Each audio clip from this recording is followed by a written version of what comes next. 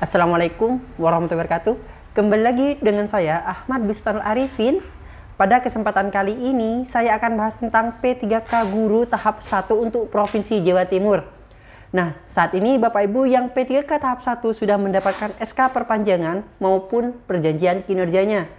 Nah, kemudian bagaimana langkah untuk mengisi di SKP? Bapak Ibu bisa simak videonya.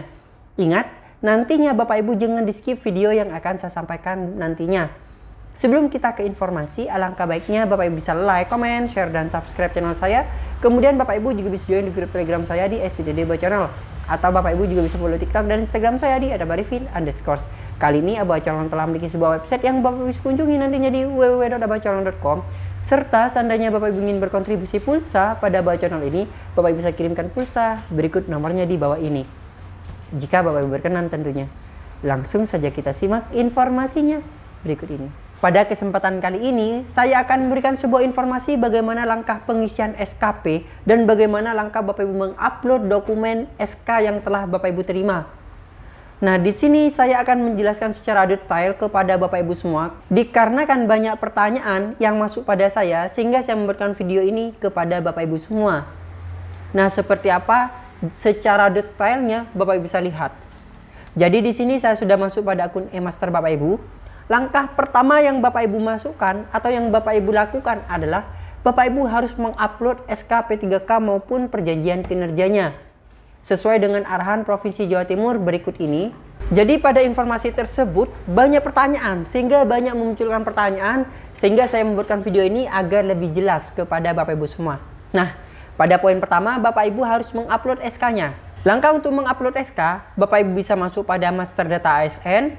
Kemudian di sini Bapak Ibu bisa masuk pada SK P3K. Jadi Bapak Ibu bisa masuk pada SK golongan P3K di sini. Bapak bisa klik dan Bapak Ibu bisa tambahkan. Misalnya masih belum ditambahkan, monggo Bapak Ibu bisa tambahkan dengan cara klik tambah. Dan setelah itu Bapak Ibu bisa pilih golongan P3K-nya, kemudian masa kerja sesuai dengan SK-nya, nomor SK, tanggal SK, nomor BKN, tanggal BKN, semuanya diisi lengkap. Dan jangan lupa Bapak Ibu untuk mengupload file SK maupun upload file PK. Baru Bapak Ibu klik save dan kemudian klik OK nantinya. Nah, selanjutnya selain pada SK yang ada di sini, seandainya Bapak Ibu terdapat mutasi. Nah, dalam artian mutasi misalnya Bapak Ibu ditempatkan, bukan mutasi Bapak Ibu, karena P3K tidak ada mutasi. Yang ada hanya SPMT. Jadi surat perintah melaksanakan tugasnya itu di tempat yang barulah Bapak Ibu bisa memasukkan pada fitur mutasi atau pindah yang ada di sini. Jadi Bapak Ibu bisa masuk pada fitur pindah dan klik tambah. Nah, jenis mutasinya apa? Bapak Ibu bisa jelaskan di sini. Ingat, ini khusus bagi yang perpindahan. Misalnya Bapak Ibu pertama di SK awal itu di lembaga A, kemudian Bapak Ibu di perpanjangan di SKB, maka Bapak Ibu bisa diupload juga pada fitur pindah di sini. Nah, tidak lupa pula pada fitur SK, Bapak Ibu jangan lupa untuk mengaktifkan. Nah, ini kembali lagi pada fitur SK P3K yang tadi. Nah, golongan SK P3K di sini, jangan lupa untuk mengaktifkan yang terbaru. Pastikan setiap Bapak Ibu melakukan proses pendataan, jangan lupa untuk mengaktifkan. Dan di sini masih ada file PK yang belum diupload, maka Bapak yang saya buatkan contoh ini wajib mengupload file PK-nya, perjanjian kinerjanya. Nah, setelah kita memasukkan SK atau mengupload SK pada aplikasi SeaMaster, langkah berikutnya yaitu kita untuk men-setting tahun pada SKP. Jangan di-skip agar informasinya tidak kelewat. Kenapa? Karena ini berbeda dengan tahun yang sebelumnya. Nah, langkahnya seperti ini. Kita masuk pada fitur home kembali, kita langsung ke SKP Guru. Nah, mungkin Bapak Ibu mengetahui pada setting tahun di sini sudah 2023 dan informasi SKP-nya di sini Bapak Ibu bisa lihat. Di sini kan Januari sampai dengan 31 Desember. Sedangkan untuk SK Bapak Ibu semua saat ini mulai dari bulan Mei untuk yang tahap 1 dan tahap 2 mulai bulan Juni. Sehingga nanti Bapak Ibu menambahkan pada informasi SKP kembali. Jadi menambahkan pada informasi SKP kembali, langkahnya bagaimana? Nah, Jadi, bagi Bapak Ibu P3K yang baru, pertama yang harus dilakukan pada SKP-nya, yaitu kita klik tambah SKP di informasi SKP. Nah, kita tambah informasi SKP, tahunnya kita pilih 2023, status kesesuaian iya, kemudian jenis jabatannya sesuaikan. Nah, ini kita menyesuaikan dengan 3A saja. Karena golongannya kan masih 9 yang pertama kan untuk P3K hampir sama dengan 3A. Jadi kita pilih yang guru. Nah, jangan lupa kita pilih guru, pilih yang 3A, kemudian SKP-nya ingat kita pilih yang P3K, tetap P3K, bukan mutasi horizontal maupun vertikal, tetap P3K maupun perpanjangan, tetap P3K, tidak berubah. Model SKP-nya adalah JAJF dan periodenya kita pilih. Nah, periode di sini karena misalnya TMT-nya per Mei, maka kita pilih 1 Mei. Ingat, ini TMT perpanjangan ya Bapak Ibu. Ini TMT perpanjangan. Kemudian sampai dengannya kita pilih Desember 31. Meskipun di SK Bapak Ibu sampai dengan 31 Desember 2024, akan tapi pada SKP karena berlaku tahunan, maka Bapak Ibu dimasukkan 31/12/2023 maksud saya. Pejabatnya siapa, kemudian atasan pejabatnya siapa diisi. Nah, saya isi pejabat ini adalah kepala sekolah Bapak Ibu, atasan pejabat adalah kepala cabang dinas.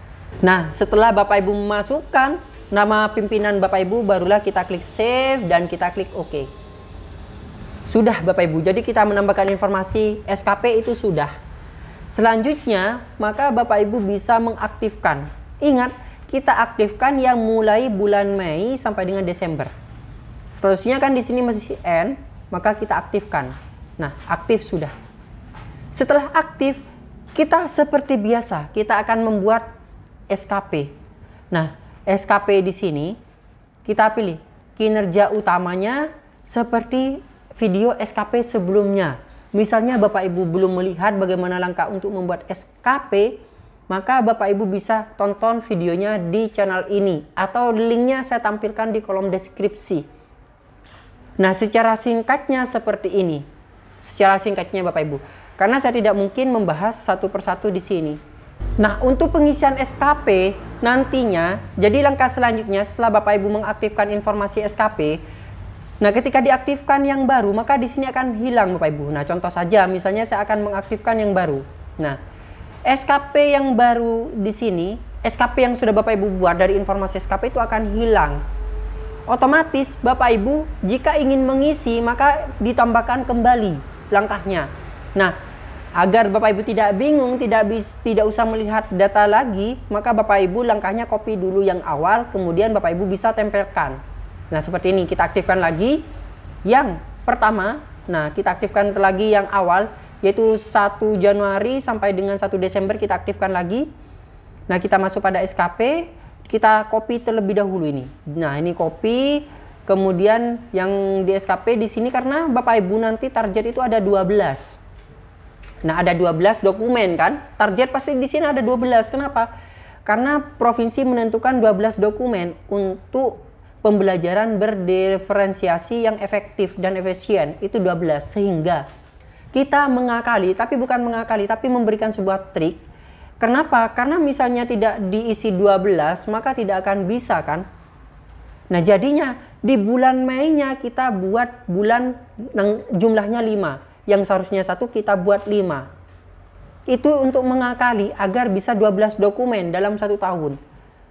Nah, contohnya seperti ini saja. Kita copy saja semuanya seperti ini. Nah, di rencana aksi juga kita copy. Kemudian breakdown-nya juga kita copy. Nah, setelah di copy semua, kita langsung masuk pada informasi SKP kembali. Dan kita aktifkan yang mulai bulan Mei sampai dengan 31 Desember 2023. Setelah aktif, maka kita masuk pada SKP. Kita tambahkan lagi seperti awal kita membuat SKP. Kinerja utama, kemudian kita pilih titik 3 di sini.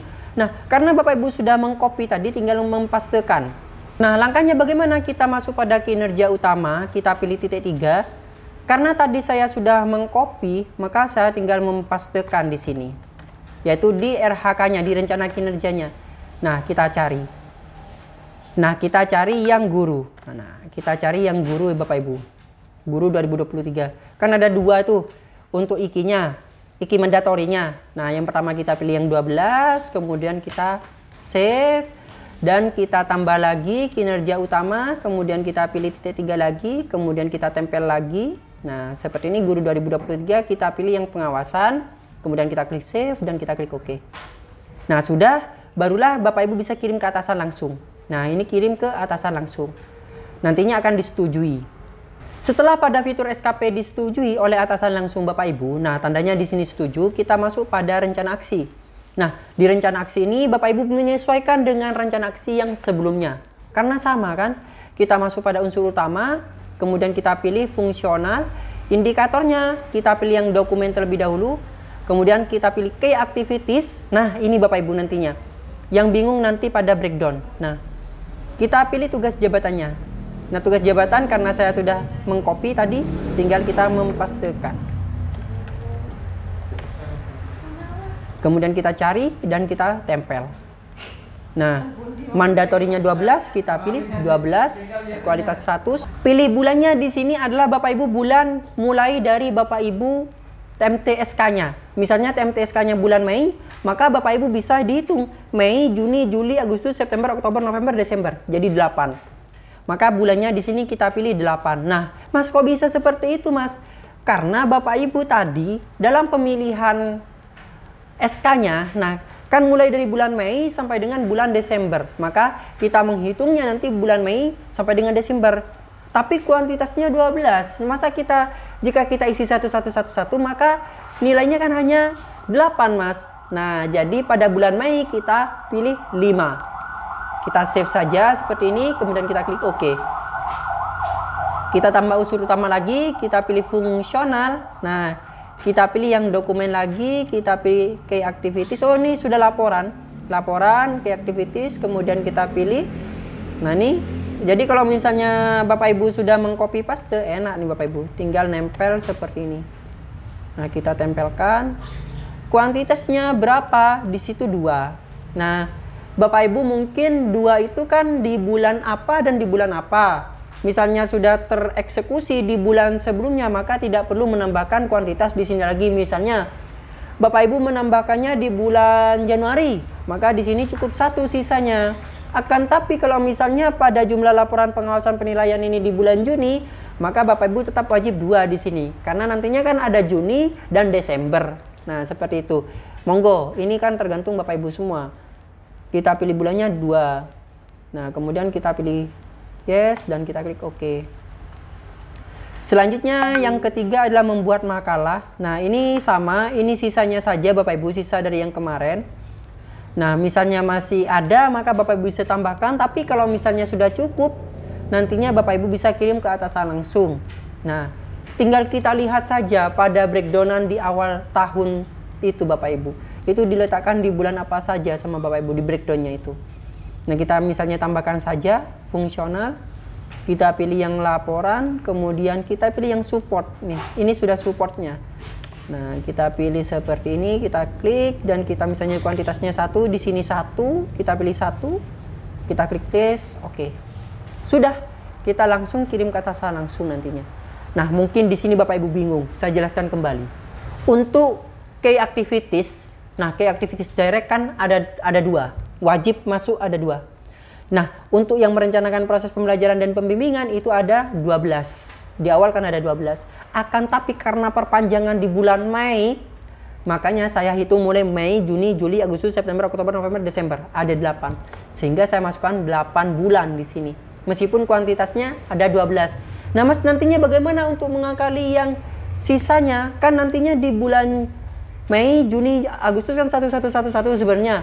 Nah, kita akali sisa yang 12 itu kita masukkan di bulan Mei. Sehingga nantinya di bulan Mei bukan 1, akan tapi 5. Nah, kita praktekkan nanti pada breakdown. Masuk, kita kirim ke atasan langsung. Dan disetujui nanti sama atasan. Setelah disetujui atasan, coba kita reload. Di sini tandanya setuju. Maka Bapak Ibu bisa masuk pada breakdown. Nah, ini Bapak Ibu yang saya jelaskan tadi. Kalau pada SKP yang awal, ini kan 12 hingga 1111 sebanyak 12. Akan tapi beda halnya dengan yang di sini.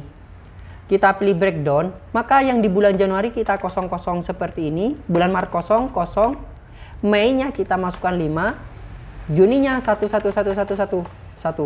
Nah, pas 12 kita klik save dan kita klik OK. Kenapa? Karena yang mulai Januari sampai dengan bulan April itu sudah masuk pada SK sebelumnya. Rinciannya kan sudah masuk pada bulan sebelumnya. Seperti itu. Kita klik save dan kita klik OK. Nah, untuk yang kedua ini beda. Ini kan sudah sesuai dengan tugas Bapak Ibu. Yang saya anggapannya ini di bulan Juni, maka kita 000 Juni 1 dan Desember. Nah, ini persepsinya. Akan tapi misalnya ada di Januari, maka Bapak Ibu yang di perpanjangan SK cukup mengisikan 1 di bulan apa tadi. Seperti itu, jangan diisikan 2. Tadi kan saya memilih 2 nih. Nah, tapi kalau Bapak Ibu misalnya hanya di bulan Juni, karena di bulan Januari sudah di plotting, maka Bapak Ibu tidak perlu mengisi yang 2, cukup mengisi 1. Seperti itu. Kita klik save dan kita klik OK. Kemudian sama di sini juga diisi. Misalnya saya masukkan di bulan Juni, nah seperti ini. Kita klik save dan kita klik OK. Jadi seperti itulah langkahnya Bapak Ibu. Oh ini 1, ternyata. 000, nih misalnya seperti ini. Kita klik save dan kita klik OK. Nah seperti inilah langkah berikutnya, sama dengan SKP sebelumnya. Bapak Ibu bisa membuat lagi mulai bulan Mei maksud saya. Jadi nanti akan ada mulai bulan Mei, Juni, Agustus, September, Oktober sampai dengan Desember. Jadi seperti itu langkah bagi Bapak Ibu yang perpanjangan SK baik di tahap 1 maupun di tahap kedua. Atau mungkin di tahap ketiga saya berikan contoh bagaimana langkah untuk menguploadnya. Nah, mungkin sekian informasi yang dapat saya sampaikan kepada Bapak Ibu semua. Seandainya terlalu keras atau terlalu cepat penjelasan saya, Bapak Ibu bisa gunakan fitur di YouTube dengan kecepatan di bawah normal, 0,5 atau berapa. Karena kalau misalnya saya menjelaskan secara pelan, otomatis Bapak Ibu bosan mendengarkan, sehingga Bapak Ibu bisa tidak teliti dan terlalu lama juga dalam proses penyampaian. Nah, mungkin sekian Bapak Ibu. Nah, bagi Bapak Ibu yang baru menemukan channel ini, jangan lupa Bapak Ibu untuk like, comment, share, dan subscribe channel saya. Kemudian Bapak Ibu juga bisa join grup Telegram saya di SDD Channel. Atau Bapak Ibu juga bisa follow TikTok dan Instagram saya di @arifin_. Dan seandainya Bapak Ibu ingin berkontribusi pulsa pada channel ini, Bapak Ibu saya kirimkan pulsa, berikut nomornya di bawah ini. Ingat, jika Bapak Ibu berkenan tentunya. Nah, semoga informasi-informasi yang ada di Aba Channel ini bermanfaat kepada Bapak Ibu semua. Wassalamualaikum warahmatullahi wabarakatuh.